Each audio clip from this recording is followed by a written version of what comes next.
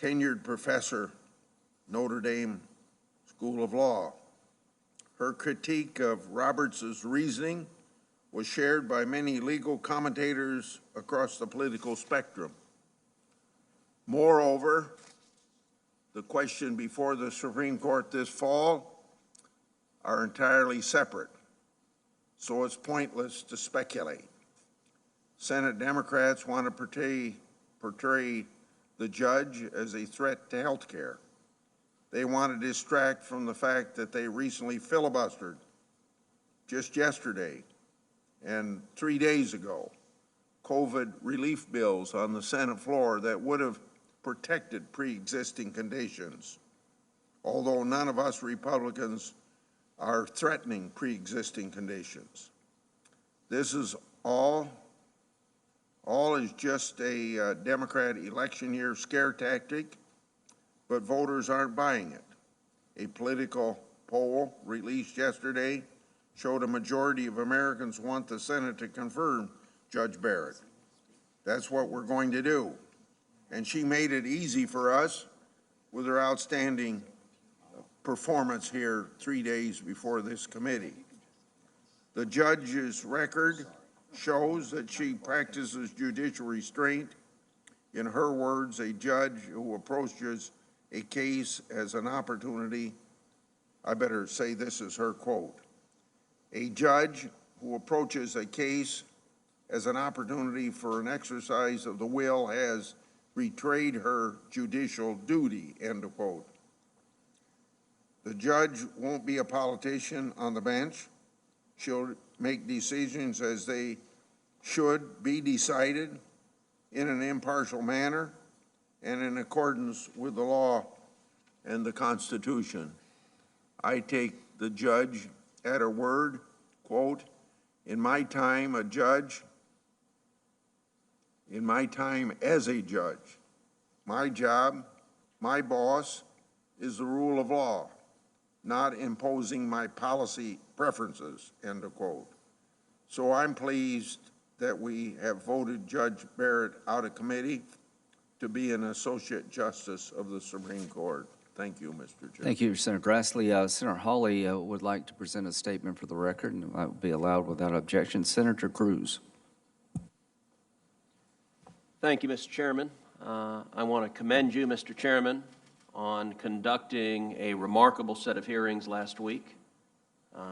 And I want to commend every member of this committee for the result, approving Judge Barrett's nomination, moving it to the floor where I have every confidence she will be confirmed on Monday. This is a major victory for the American people. This is, in many ways, the single most important accomplishment President Trump has achieved in office.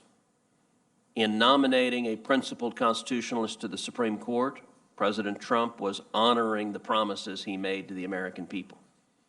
And in confirming that principled constitutionalist to the court, the Republican majority in this Senate will likewise be honoring the promises that we made to the American people.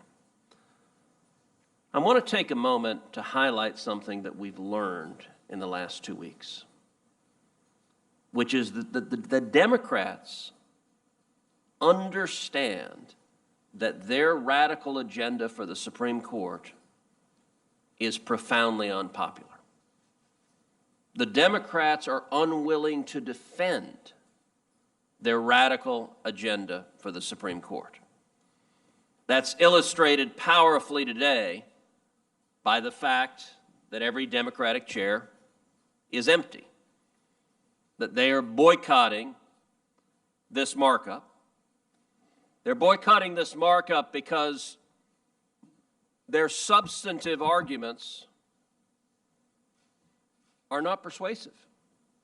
They're not effective. Last week during the hearing, it was striking. Not a single Democrat asked any questions that defended the far left's view of religious liberty, which is that the Supreme Court should go through the public square, scour the public square to remove any reference to God Almighty. Not a single Democrat defended the far left's radical view of religious liberty that the government has the power to punish you for living out your faith. I noticed these lovely photographs in the place where our Democratic colleagues normally would be. You know, one photograph I don't see is a photograph of the Little Sisters of the Poor. Little Sisters of the Poor, a Catholic convent of nuns who've taken a vow of poverty, who the Obama administration persecuted because they were living according to their religious faith, and who Joe Biden pledges to once again persecute if he is elected. Not a single Democrat in this committee defended that radical view of religious liberty because the American people don't want it. They want a court that will actually protect our religious liberty, not take it away. Not a single Democrat during the hearing last week defended the Democrats' radical view of free speech, which is that the federal government has the authority to regulate political speech, to regulate your free speech, and to silence you if you dare criticize a politician. That is a terrifying increase in government power. There have been 4 votes on the left for that proposition, that the federal government has the power to ban movies, that the federal government has the power to ban books. That was the position of the 4 dissenters in Citizens United, and not a single Democrat would defend that radical proposition because the American people have no interest in a federal government that has the power to regulate free speech. On the Second Amendment, not a single Democrat defended the proposition that 4 dissenters in Heller versus District of Columbia maintained, which is that the Second Amendment protects no individual right to keep and bear arms whatsoever. Which means that government can make it a crime, a felony for any American to own a firearm, and there's nothing you can do to challenge it in court. There are 4 votes for that, 1 vote away. Not a one of them defends that radical proposition. And so I would say to all of us in the majority, we should take solace from this. They know the propositions they're advancing are radical, they are extreme, they're not what the American people want. To all of the grassroots activists who are out there fighting right now, less than 2 weeks away from Election Day, fighting to defend the Constitution and Bill of Rights, take solace in the fact that our absent Democrats understand last week was not going well for them. They tried to ask a few questions of Judge Barrett, and they realized this ain't good. The American people seeing this smart, calm, talented, principled jurist pledging to defend the Constitution, that is a problem for us, the Democrats. And by day 2 of the questioning, they had gotten out of Dodge. By midday, there were only 2 Democrats even left in the hearing room. Now, of course, 2 Democrats is more than we have here today. So it went from barely being present to being totally absent. There's a reason why Joe Biden and Kamala Harris refused to answer the question whether they intend to pack the court, because the answer is yes. If they get power, they will move to pack the court, to expand the number of justices, to fill it with partisans, an abuse of power that would do immense damage to the independence of the judiciary. And why won't they answer the question? Because they know it is profoundly unpopular. They know the American people don't want to see the court politicized, its independence destroyed, which is what today's Senate Democrats are pushing. The stakes of this confirmation and the stakes of this election coming up in 2 weeks are enormous. The reason the Democrats want to see leftists on the court is so that a majority of judges, unelected lawyers in robes, can mandate policy outcomes that the American people don't want, that they would never vote for. without our colleagues having to take responsibility for it. There are times when it seems Republican senators don't necessarily understand that the principles we're fighting for, the overwhelming majority of the American people are with us. But you know who understands that very well? The Senate Democrats who refused to attend today. Congratulations, Mr. Chairman. Thank you, Senator Cruz, for your participation in this hearing process. You bring a lot to the table for the conservative point of view and actually understand the process as well as anybody I've ever met. And thank you, Senator Lee, for reminding us how we got here.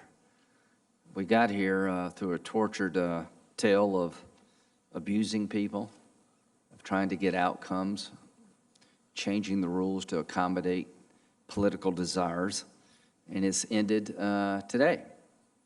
I would love to go back to the traditional Senate approach of having to grab some people on the other side of the aisle to confirm a judge, but that was abandoned in 2013 for a purpose, to stack the D.C. Court of Appeals. That's where all litigation involving the federal government goes. And Senator Schumer and Senator Reid, to his credit, says, I did it, I'd do it again, and we should change the legislative filibuster. That's where Senator Harry Reid's at. I'm hoping that this election people will listen to what Senator Cruz just said. We are one vote away from fundamentally changing the Second Amendment, changing how free speech works in this country, and on and on and on. So when they changed the rules in 2013 and filibustered Justice Gorsuch, requiring us to change the rules, it set in motion some things that I've worried about for a long time. But here's some good news. The Judiciary Committee got it right when it came to Judge Barrett. We did the right thing. It would have been wrong to deny her a vote. In my view, if you're a Republican, it would have been crazy not to vote for her. As a Democrat, you may not agree with her judicial philosophy, which is rejection of judicial activism and a originalist point of view of how you approach case and controversies, but you should have seen in her what I saw in Sotomayor and Kagan, qualifications. You've abandoned that. You expected me to impose the qualification test on Sotomayor and Kagan, and I did. It used not be this way. Justice Scalia got like 96 votes. Justice Ginsburg got 96 or 97. Senator Thurmond, my predecessor, voted for Ginsburg because she was qualified. Senator Hollings, a Democratic senator from South Carolina, voted for Scalia because he was qualified. What the hell happened? It wasn't us. Senator Lee made a very compelling case that it changed. It began, I think, with Bork, continued with Thomas, Alito, and it crescendoed with Kavanaugh. And I want to thank my Democratic colleagues who did participate in the hearing so you could ask her hard questions and suggest that she would not be open-minded. I think you lost that debate, but you did show up to ask her questions. You should be here to vote. She deserves a vote, yes or no. If you vote no, then you're solidifying the idea that qualifications no longer matter. If you vote yes, I don't know if you could still stay in the Democratic Party. I'm still here. I voted for Sotomayor and Kagan. I'm doing fine. It's just a shame that we've allowed it to get to where we have. It's a shame that my colleague, Senator Feinstein, who opposed the process and opposed the nomination, had a moment of human interaction, which apparently is it's not enough to agree with the cause. You got to hate the people they want you to hate. Boy, America is in for a real tough ride if it's not enough to agree with the underlying cause. You must hate to be really a legitimate liberal. It's not enough that you embrace the cause, but you have to hate. I hope that doesn't come on our side, because then we'll be reduced to hating each other rather than debating each other. It won't be about our ideas. It'll be about the fact that we just oppose the concept of each other. So I want to end this on a positive note. President Trump had a list that was vetted, and he picked Judge Barrett out of a list of really qualified people. As Senator Cruz said, I think maybe it's his most important decision. And this will be a historic moment. It's historic for young conservative women, knowing that there's a place at the table for you. I think it's a historic moment for the court to have somebody like Judge Barrett on the court who openly embraces their faith and has lived a consequential life. America is for all of us, African American and people of color who embrace Republican ideas and conservatism. They have a tough time of it in modern society. Same for women. So this is a breakthrough moment. I regret that we could not do it the normal way, but what I don't regret is reporting her out of committee. I could not have lived with myself knowing someone this qualified who worked this hard all their life to be a good, decent person is a giant when it comes to understanding the law, has the disposition that all of us would yearn for in a judge. I could not have lived with myself if I denied her her day. This is a culmination of a well-lived life. There's one more step in the process. That's the floor of the United States Senate. So whatever you think about Republicans or Democrats, and I know we're very divided, I hope you'll remember this was about Judge Barrett. This was about her and her qualifications. Was she worthy of the nomination? Did she conduct herself in a manner to be worthy of our votes? I think that is a very easy question. To my Democratic colleagues, you've denied her your vote. I regret that. But in the process of participating in the hearing, you pushed her hard, but you didn't go too far. For that, I do very much appreciate that part of the hearing. So we will go to the floor now. We'll take up the nomination of Judge Barrett on the floor of the United States Senate. I doubt if a single Democrat will vote for her. And I'll end with this. Elections do have consequences. I understood that Justice Kagan and Sotomayor would be the type judges that a Democratic president would be looking at. Highly qualified, of a philosophy closer to President Obama's than mine, and that's why I voted for both of them. Now we find ourselves in a situation where qualifications no longer matter. It's about holding open seats to have them filled after the next election. And we've lost sight that the individuals being nominated matter. I think they do matter. So I just want to, again, compliment President Trump for sending to the Senate this outstanding nominee, incredibly well qualified in every way you'd want to judge. And I don't know what the future holds for the Senate. I know there's an election around the corner, and a word of warning. The Democratic Party of 2020 is hell-bent on changing all the rules. There won't be 9 members of the court if they get the House, the Senate, and the White House. There'll be at least 13. The legislative filibuster will fall like the judicial requirement of 60 votes has fallen. D.C. will become a state.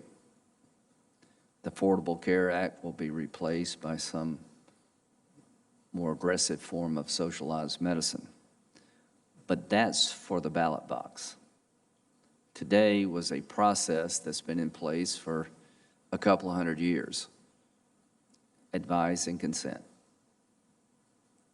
So I am proud to have supported Judge Barrett. I think the people of South Carolina would be very happy with somebody like her sitting on the court judging us all. So the role of advise and consent has been around for a couple hundred years. The last couple of 3 decades is taking a sinister turn. But I would imagine that our founding fathers would probably be proud of the fact that a woman is on the court. That's probably not possible when it first started as a nation.